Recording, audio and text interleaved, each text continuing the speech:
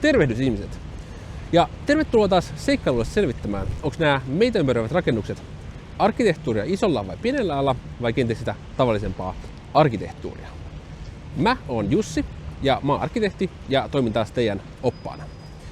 Tänään kun mä kuvaan tätä on itse asiassa Black Friday, joten mä ajattelin, että hypätään suoraan pedon kitaan ja mennään katsomaan verkkokauppa.comin Helsingin myymälää tuossa takana. Noniin, se oli hyvä. Siinä oli hyvä intro. That's it. Yes. Sillä mennään. Noniin. Siellä se meidän kohde jo häämöttää, vaikka tää Helsingin render distance ei ole tällä hetkellä ihan kauhean korkea.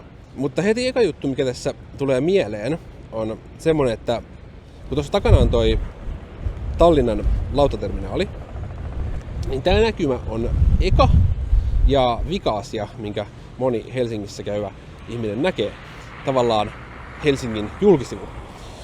Joten mietitään sitä, että mikä on se ensivaikutelma ja minkälainen se pitäisi olla ja miten se voisi parhaiten suunnitella semmoiksi mielekkääksi. Koska nämä liikenneterminaalialueet on aina vähän hankalia sen kannalta.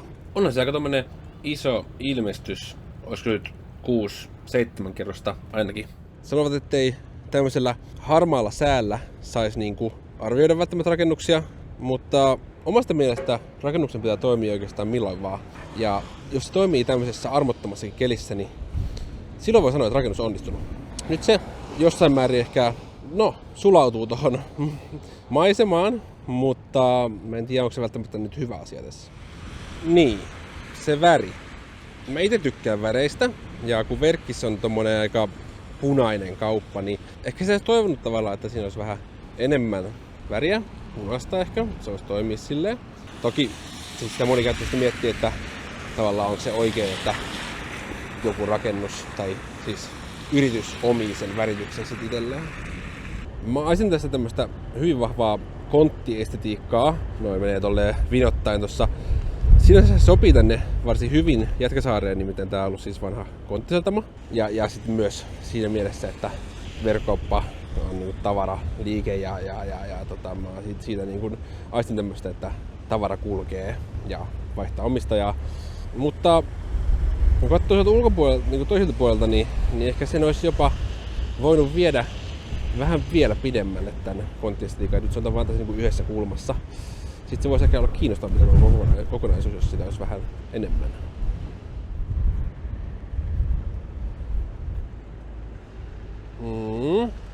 Mä en lähtökohtaisesti ole aaltopellin ja tommosen teräsmateriaalin ylipäätään metallimateriaalien ystävä. En ole.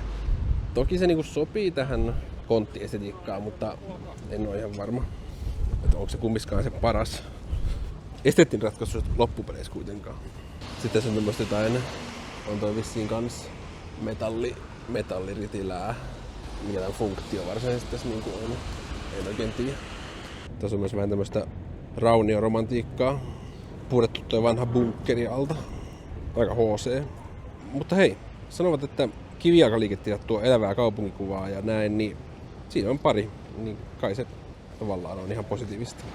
Semmonen väärältä puolelta tai täältä peräpuolelta tommonen kiva pyöreä porraskäytävä elementti. Ja tossa on ehkä vähän vielä tätä konttiestetiikkaa saatu tännekin puolelle. Kyllä siitä tulee ihan kontin lailla yli. Ihan hauska palikkaleikki. Täällä puolella on aika jykevä sokkeli, betskuu. Mutta ehkä se ei täällä takapuolella ikään kuin haittaa. Ikkunat menee ihan hauskasti tällä puolella. Alright. Kyllä tässä porukkaa virtaa koko ajan, että kauppa käy niin sanotusti. Tässä on kyllä aivan hullu tuuli.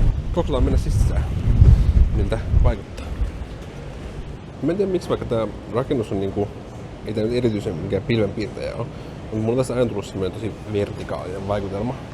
Ehkä se on tää hissit. Tai sit se on tää, että eka juttu mitä sä tuut sisään ovesta, niin lähdet ylöspäin portaita. Ja ehkä lapsena tää on tuntunut jotenkin tosi paljon korkeammalta vielä kuin nyt. Mutta fiilis edelleen. Jos simuloidaan sitä, miten espoolainen yleensä saapuu verkkokauppaan, niin tietysti autolla. Ja tää parkkihalli on mun mielestä aika jännä. aika nafti, sanotaanko näin. Mutta se tekee pysäköintikokemuksesta ihan mielenkiintoisen, sanotaan näin. Tämä suunnittelussa on varmaan aika paljon hankaluuksia, voisi kuvitella, että tämä ei ole vielä helpommasta päästä. Mutta tässä on niin kuin toteutettu tehokkuutta siinä varmasti vaikeissa rajoissa, kaikki hauskoja tämmöisiä pikku syvennyksiä ja muuta vastaavaa. Kansi kokea. Sitten vaan sinne pedon kitaan.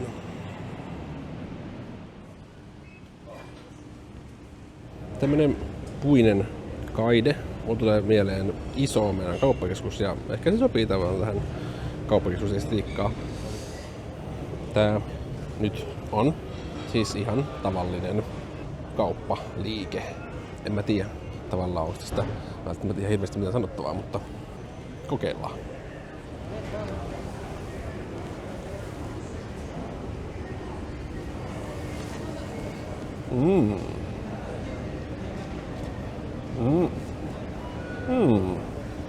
Pyöreä pylväs.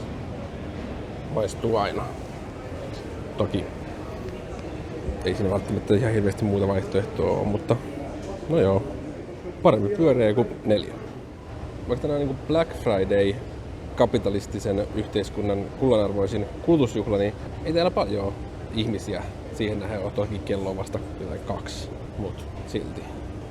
Mä oon miettinyt nämä liukuportaita, että miksi ne on tavallaan semmoiset standardivälineet. Että miksi ne ei olisi joskus kanssa vähän enemmän arkkitehtuuriset. Just a thought. Mietin, että siis tää on nyt tämmönen niinku tila. Hyvin utilitaarisesti, ei tässä niinku varsinaisesti ole mitään ihmeellisempää. Tekniikka näkyy katossa. Joku ehkä peittäessä jollain tavalla nykyään se aika usein peitetäänkin mun mielestä. Tässä ei ole ehkä hirveästi mitään ekstraa. Iso hissi. Wow. Sekin on metallia.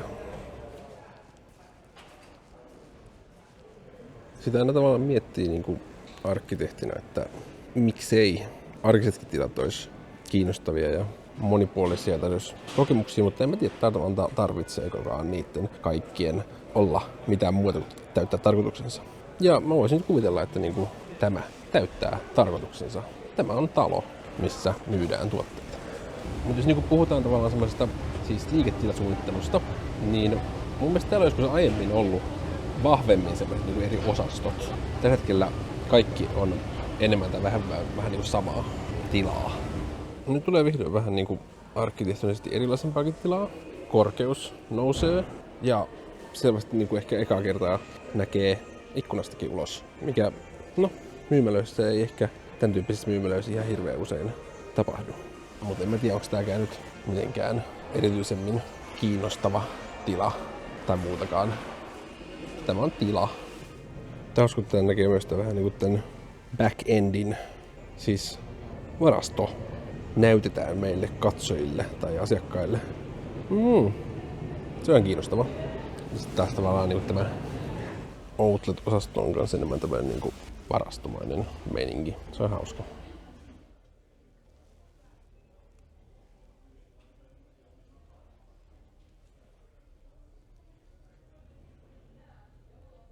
Tässä on mitä ilmeisemmin siinä yhden niiden konttien ulokkeessa. Sieltä näkyy ulos. Ja tässä on tämmönen kulma uloke. Ja sielläkin näkyy tommonen metallimeininki. Aika tämmönen industrial vibe tässäkin. Ja sitten tietysti pakollinen vessareview. Ei ainakaan jää epäselväksi kumpia kumman. Jos arkkitehtuurilaatu ulottuu myös vessaan asti, niin silloin puhutaan laadukkaasta arkkitehtuurista. Ja joo. No. Niin. No. Hyvin tavanomainen. Ei mitään erityistä sanottavaa. Hissimeisinki. Joo. Mikä on vähän yllättävä ja aika hauskakin ominaisuus mun mielestä ollut aina tässä Verkiksessä on se, että täällä on tämmönen kattoterassi, jota markkinoidaan näköalatasanteena. En mä tiedä, näkeekö täältä hirveästi mihinkään. Ehkä vähän johonkin. Tää on niinku sinänsä mun mielestä hyvin kiinnostava ominaisuus tämmöisessä niinku kaupparakennuksessa. Mut sen sillä saa aikaiseksi, kun tekee vähän korkeampaa. No joo. Kyllähän täältä nyt näkee tietysti. Hyvällä tuurilla voi erottaa sieltä ehkä ton Helsingin tuomiokirkonkin. Helsinki marraskuussa. Tästä pääsee näkee, että metallideitillä materiaalia vähän lähempää. Kosketus. Tuntuu ihan hauskalta. No niin, mikä on meidän lopullinen tuomio?